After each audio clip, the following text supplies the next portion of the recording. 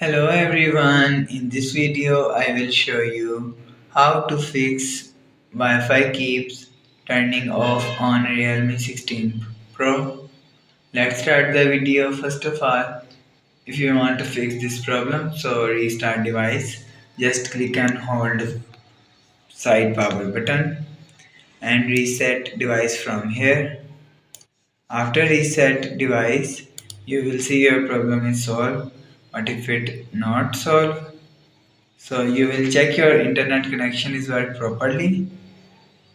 Your internet connection is work properly. So check reset network setting. Click on settings app.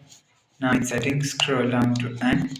Click on system and update and click on backup and reset and click on phone reset and reset network setting.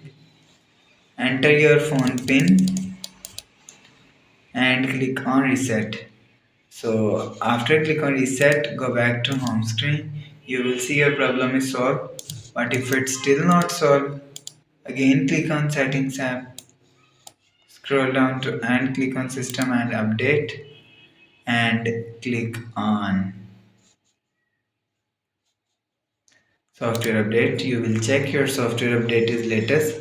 If it not latest, update your software latest. After update software latest, go back to home screen.